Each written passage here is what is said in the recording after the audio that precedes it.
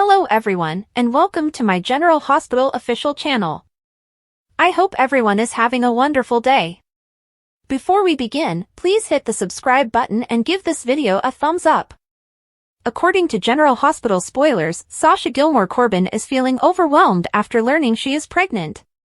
Sasha undoubtedly won't be in a rush to notify Micheal Corinthos about her upcoming baby because she can hardly handle this news herself. Willow Corinthos may become suspicious if Sasha hesitates and considers her circumstances. As a nurse with prior pregnancy experience, Willow has several reasons to be well-versed in the warning flags. First of all, Willow could readily see Sasha suffering from morning sickness. That might be Willow's first indication that Sasha might be planning something. There might be other methods, of course, for Willow to discover this. Willow might think that Sasha is expecting a child when she sees her appointment with Dr. Frida Navarro at GH. If Willow discovered Sasha was pregnant before she ever told Micheal, that would be intriguing. Willow may have concerns regarding the father, but there may also be hints that come to light. Willow might be able to recall the night Micheal failed to return home and the occasions when he appeared to want to make a confession. Willow might get suspicious that Micheal was involved after overhearing Sasha discussing her drunken affair with Maxie Jones. It's also likely that Willow will notice a moment of connection between Sasha and Micheal and become concerned because they have been getting closer lately. Even though Willow has horrible secrets of her own because she dated Drew Quartermaine, Michael's actions were nonetheless wrong. Willow should know how Sasha's pregnancy impacts her family with Micheal. Could Willow get suspicious if any pregnancy-related clues start to appear? Will Willow come to the conclusion that Sasha is expecting and begin to believe Micheal is the biological father? According to General Hospital spoilers, Sasha's baby updates will eventually cause a stir, so we'll give you more predictions about the mayhem that lies ahead. On the anniversary of his death, we remember General Hospital's Stone Cates, and Kimberly McCullough considers the revolutionary story. Although younger daytime viewers might not be aware of it, soap operas used to inform and amuse their audiences for a very long period. There were still love triangles, catfights, evil twins, and other such stories, but there were also heartbreaking and enlightening tales. There were a lot more shows on the air back then, and none of them were as terrified of offending even a small number of fans as the four that are left today. Therefore, the pioneers of the genre tackled subjects head-on that would make today's authorities shudder. Agnes Nixon made Carla Gray of One Life to Live realize that Black lives count and forced Erica Kane of All My Children to exercise her right to an abortion. Catherine Chancellor of The Young and the Restless got a girlfriend from William J. Bell. Religious differences were used by Claire Labini and Paul Avila Mayer as an impassable barrier in the romance between Patrick Ryan and Nancy Feldman in Ryan's Hope. Additionally, Labini provided a face to the AIDS epidemic at General Hospital by portraying Stone Cates. The audience was already captivated by Michael Sutton's character, the first boyfriend of Robin Scorpio and the ward of local mobster Sonny Corinthos, by the time he received his HIV diagnosis. It was a huge matter for us to approve of Stone for Kimberly McCullough since we had seen her develop her adolescent persona on TV. Heck, we were so fond of the couple that we were constantly cheering for the children to get past her Uncle Mac's objections to their relationship. If only he had been the largest obstacle they faced. The children had initially engaged in safe sex. However, they threw caution to the wind once he tested negative for HIV, a mistake they would later come to regret more than words could express. Stone was retested after contracting the flu and discovered that he had HIV. How was he going to tell Robin? He sobbed, "I put you in danger." "Oh, I see you, Robin." Stone's condition rapidly deteriorated after that, highlighting the disease's brutality and tenacity. Doctors Alan Quartermaine and Tony Jones informed the patient of his options as the disease developed from HIV to full-blown AIDS, and Robin discovered that she was also infected. However, each treatment appeared worse than the one before it, and neither seemed sure to prolong Stone's life, much less make it one he would find worthwhile. Stone ultimately decided to stay at Sonny's penthouse for his last days. By then, the only thing left to do was to adore him. AIDS had exacerbated the effects of Stone's CMV retinitis and robbed him of his vision, so he couldn't even find solace in Robin's presence.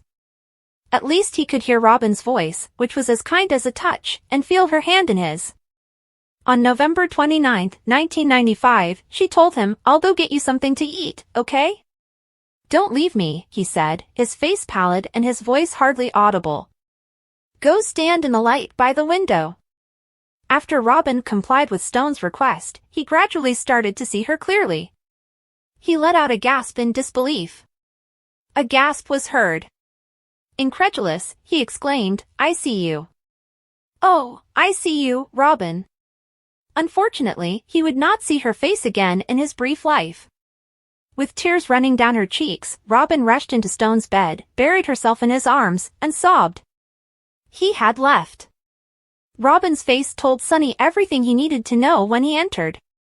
What could he do with it, though? He paced as though he was in need of a punch. He fixed things. What on earth could he do with this anguish that he was unable to remove from either himself or Robin? For Stone, what could he do? Nothing. Sonny was unable to handle it. Later, the Don grasped Stone's hand and let the pain consume him from the inside out when he was left alone with the lad he loved like a son. He couldn't be certain he would ever stop feeling it, as it sliced through him like a sharp blade. Matt called Luke Spencer for his niece in the meanwhile. Luke was aware. He knew what had happened as soon as Mac mentioned that Robin wanted to talk to him.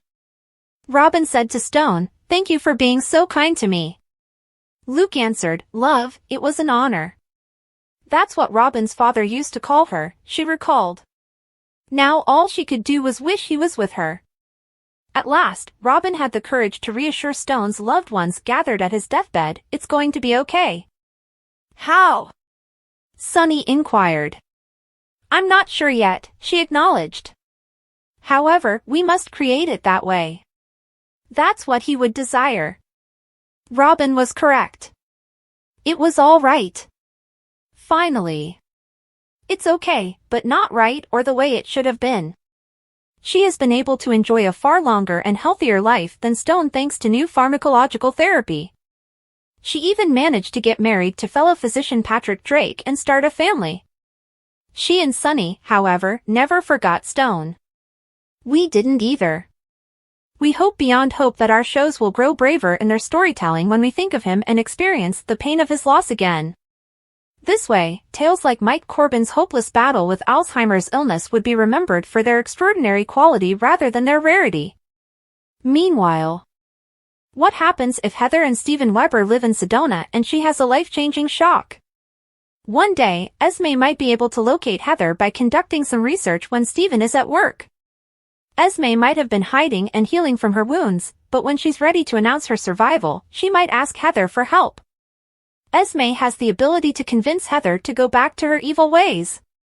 In the future, Esme might plot Ace's kidnapping and get revenge on some old adversaries.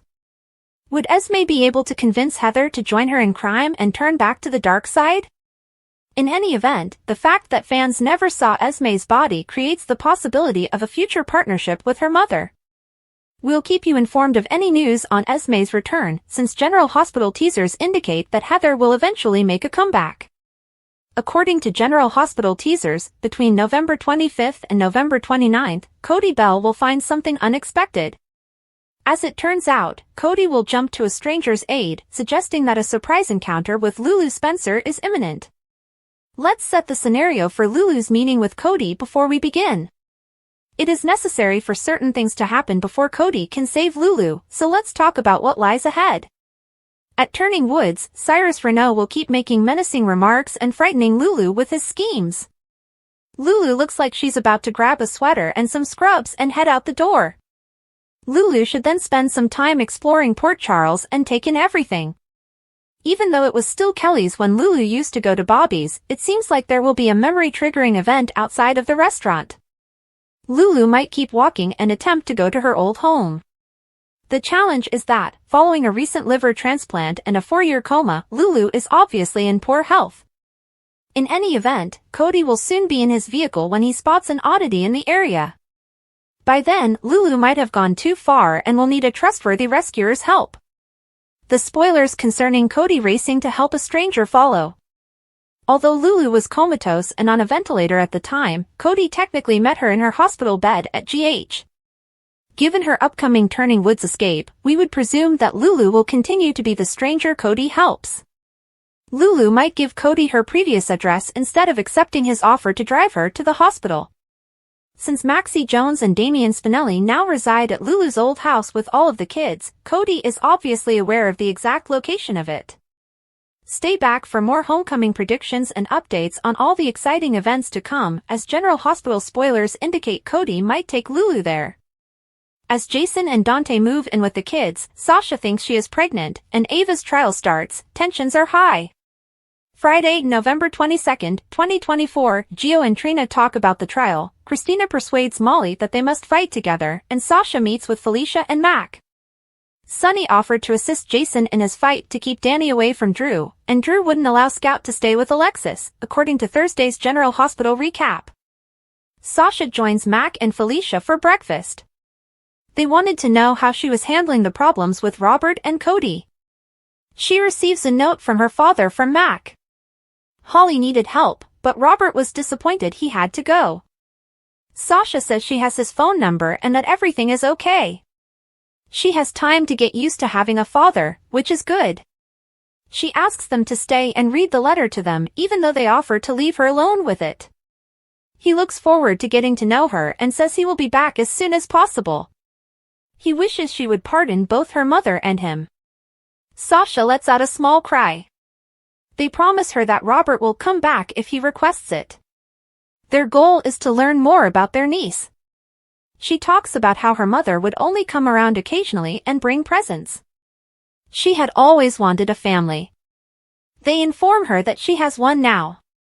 She worries that the holidays will be more challenging with Cody around. Perhaps she should keep her distance. With time, she's sure, things will become less weird. Although they won't press her, Mac and Felicia will be there for her if she needs them. Sasha is overwhelmed, but she thanks them. This was unlike any family she had ever known. Sasha pulls a pregnancy kit out of her purse before leaving. Ava runs into Rick outside. She questions if he really thinks she won't be convicted. He promises her that the lawsuit will be won by him. Since he doesn't want to let his daughter down, he must. Convincing his daughter that Ava is not at fault is something Rick knows is best. She will be able to let go of her rage after realizing that no one is at fault.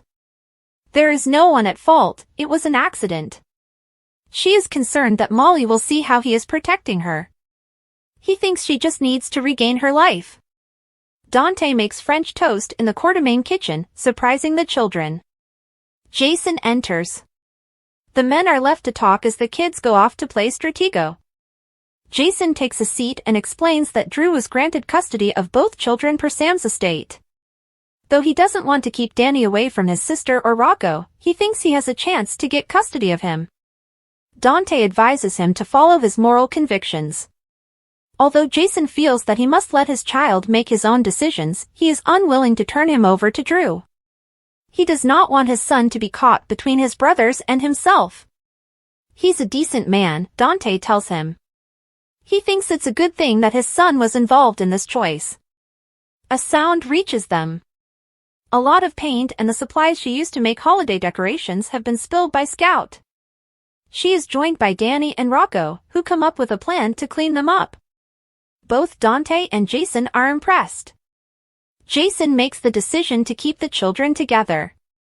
They go up to the kids and talk about where they want to live. While he commutes, Scout has already informed Drew that she would be staying there. Jason will live there as well, and Dante and Monica will talk about living there together. Danny gave him a hug.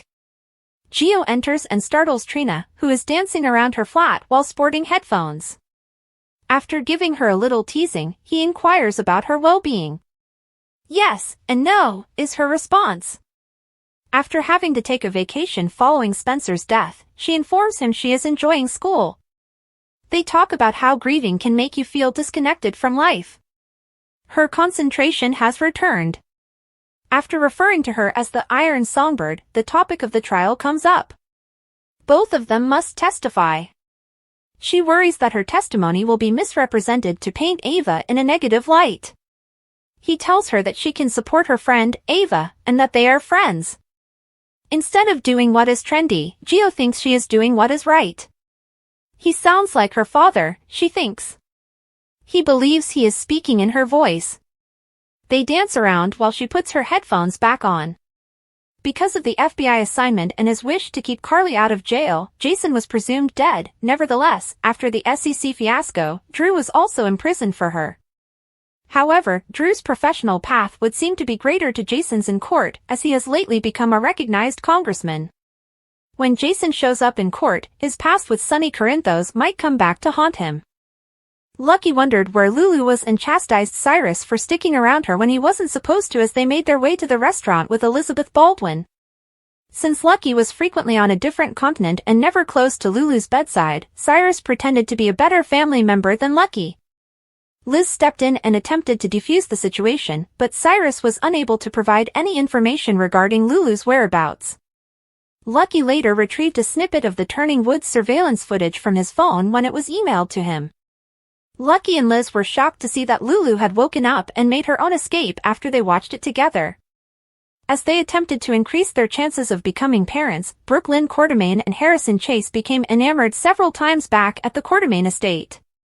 Brooklyn's expression was unsettling, but Chase was excited about fatherhood and happy that they were experiencing this together for the first time. Olivia Quartermaine then discussed how great it would be for Lois to have her first grandchild on Wednesday's GH episode, but Lois appeared to be keeping a secret, much like Brooklyn. The judge threatened to hold Alexis Davis in contempt of court after she eventually got up and attempted to stop Rick Lansing from harassing Christina Corinthos Davis during her testimony. Even though Alexis resisted a bit more, Sonny Corinthos eventually led her away. Molly Lansing Davis predicted to TJ Ashford during a recess that Christina would never be able to forgive herself if Ava Jerome's acquittal was due to her own testimony. Soon after, Molly reassured Christina and said her sister may go home at this time, but Christina refused. When Rick played her 911 call and asked Natalia Ramirez to affirm that she had been in a collision with Christina, she mounted the stand once more. But Natalia cooked up a tale about being distracted by her daughter's SMS and lied that she was to blame for the collision. As Rick questioned Natalia, she tried her best to hide yet another instance of Christina's unpredictable behavior. A furious Christina went to confront Ava about the subpoena because she wanted to protect Sonny after Rick forced Molly to confess while she was on the witness stand. Ava admitted to grasping Christina's arm before she jerked away, fell over the bag, and fell out the window during her testimony.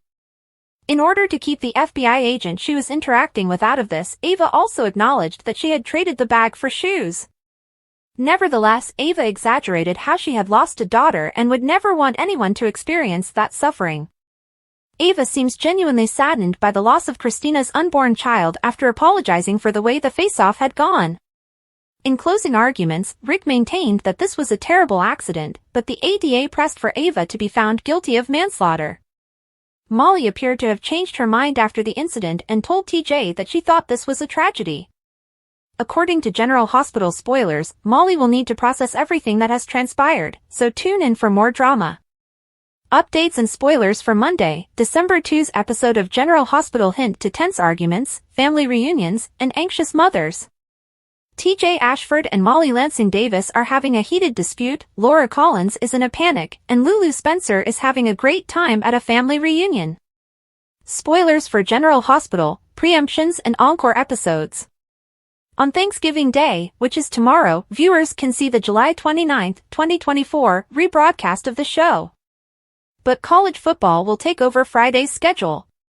While Trina Robinson continues to deal with her own set of difficulties, James West Gary James Fuller begins to recognize the underlying familial conflicts in this encore episode.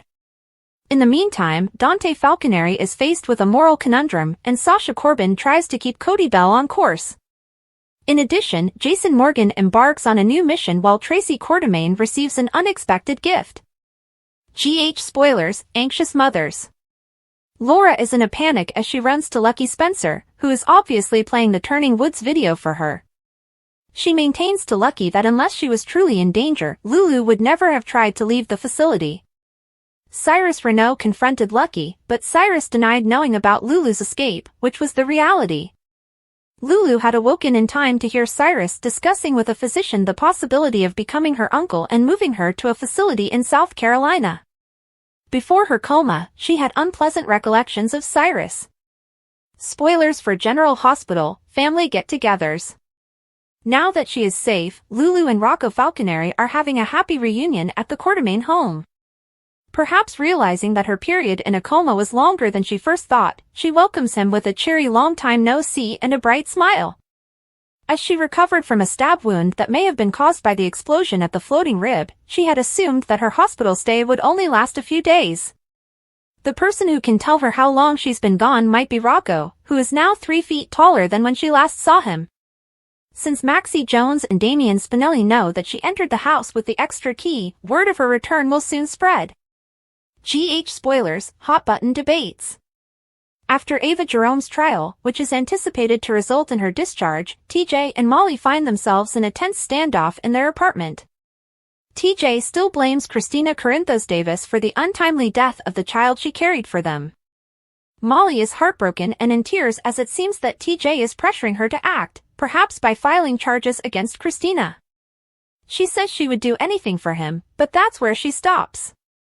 Molly believes the incident to be a tragic accident, but TJ doesn't seem to agree, which causes a divide between them. Spoilers for General Hospital, I agree with you. As Alexis Davis meets Rick Lansing at the courts, emotions increase. After Christina grew so upset due to Rick's incessant interrogation and broke down in tears over the blame for the baby's death, a break was called. Alexis says they will just have to agree to disagree when he stands in front of the judge's bench. After Christina's cross-examination, the jury will conclude its deliberations, and the courtroom will reassemble. Even though it looks like Ava might avoid any legal consequences, Rick seems more interested in making a statement. GH spoilers, a child at risk, family conflict? After Jason, Dante Falconeri, and the children decided to remain in the Quartermain home, Jason is obviously upset. The children agreed with Sam Micheal that Danny Morgan and Scout Quartermain should not be separated from Rocco or from one another. Scout went on to say that she had expressed her desire to stay in Port Charles to her father, who had consented to the plan and promised to commute. He has already changed his mind though, and told Jason that he and Scout will be departing as soon as he moves into the Quartermains. Just like he did with Curtis Ashford, Drew is betraying his vow to his daughter.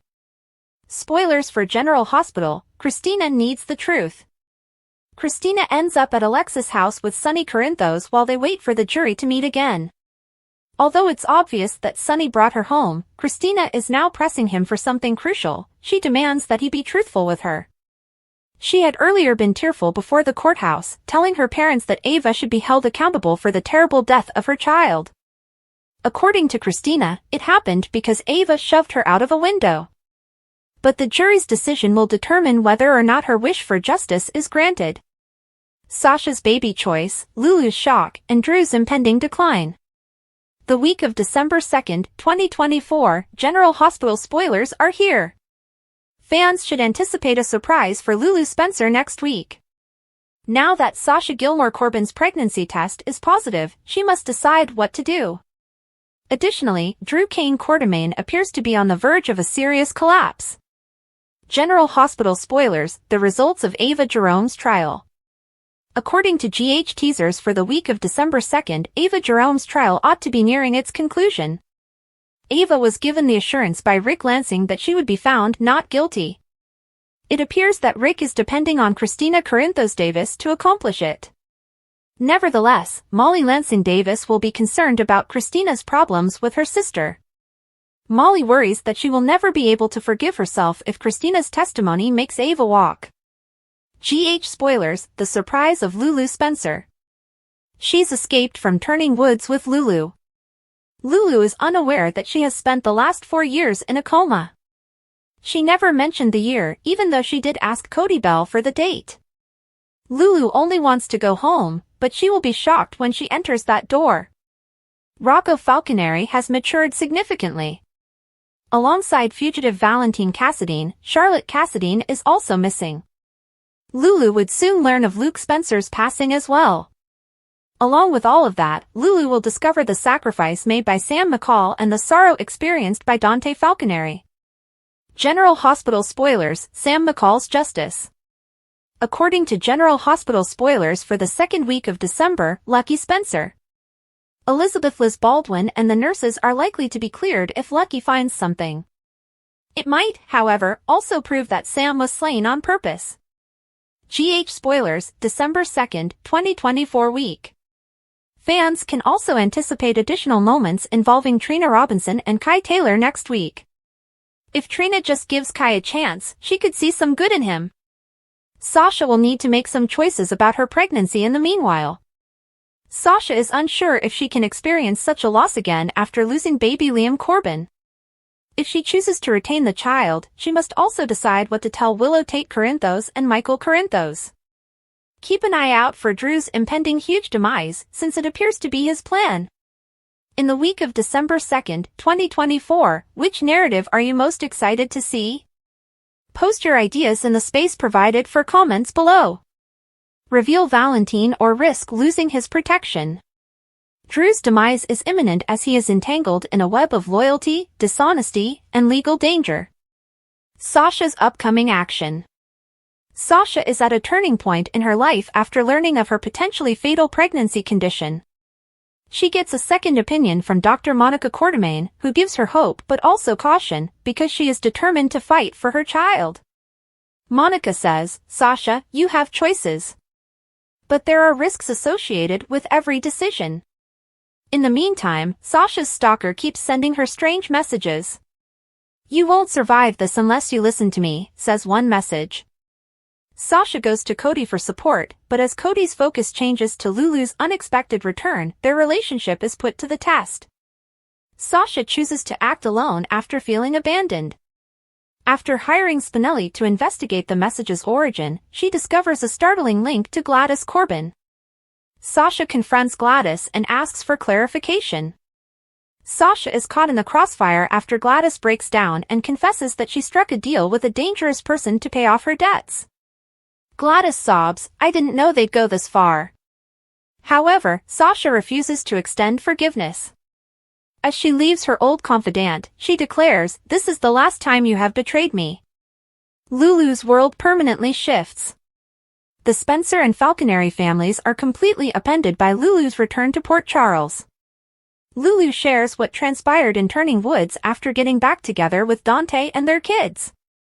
She claims that "I wasn't just recovering, I was being manipulated.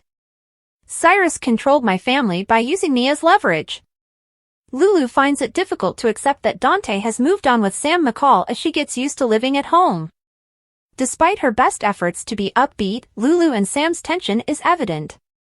Meanwhile, Lulu gets back in touch with Maxie, who urges her to start over. Maxie remarks, "You've been through hell, but you're still standing. Perhaps it's time to discover your current identity." Taking the counsel to heart, Lulu starts working at The Invader, where she collaborates with Alexis Davis on an exposé regarding Cyrus's role in Turning Woods. She is targeted by Cyrus's associates as a result of her inquiry, which results in a terrifying encounter that makes her wonder if she is prepared for this new phase of her life. As Lulu and Cody collaborate to unearth secrets connected to Turning Woods, flames fly between them. Their developing bond causes conflict with Dante, who feels compelled to defend his ex-wife. What takes place next? Drew's repercussions. Will Drew reveal Valentine and Pikeman, or will he put himself in danger to keep the people he cares about safe? Can Sasha defeat her stalker and make it through her dangerous pregnancy? Lulu's new chapter. Will her newfound independence and her heart be jeopardized by Lulu's inquiry into Cyrus's activities? Because of the Thanksgiving break, General Hospital had a short week. Nevertheless, despite the fact that last week seemed to drag on forever, it was a good and extremely emotional week. The big reunions won't happen until next week, but Lulu is finally back. It appears that the yearly Quartermaine Thanksgiving catastrophe will also occur at that time. We wouldn't be denied singing and pizza by the show, would we? On the lam, Lulu. I talked about the possible causes of Cyrus's sudden, unsettling fixation with Lulu last week. Other than his statement that he has been the only person there for her while Laura and Lucky have been busy elsewhere, we still don't have any answers. This week, when Cyrus intended to move Lulu from Turning Woods to a facility in South Carolina, things took an even stranger turn. What? How exactly was he going to tell Laura that? Lulu quickly fled, but Cody was there to handily pick her up from the side of the road. Like many of the viewers, I wondered why Cody didn't recognize Lulu. He must have seen a picture of her. Additionally, he was there at the hospital when she was there before to the procedure. Maybe he couldn't identify Lulu because of her hoodie. Perhaps it functions similarly to Clark Kent's glasses. In any case, the fact that Cody was the one to assist her simply shouted, possible future love connection. It may make for an intriguing love triangle when Dante is included. Cyrus was told to keep away from Lulu by Lucky, who appeared to finally stand up and offered to assist Liz discover what had happened to Sam. But Cyrus scolded Lucky and Good, urging them not to lecture him about family when he hasn't been home for 10 years and can hardly see his own son. The truth is painful. Perhaps Uncle Cyrus's reprimands will help him stop being such a man-child. Lulu ran throughout Port Charles in the suspenseful Friday episode, bewildered by how much had changed. To be honest, I was afraid she would run across Cyrus, who would imprison her and prolong this plot. Thanks for watching. If you like this video, so please don't forget to subscribe my channel and don't miss any update.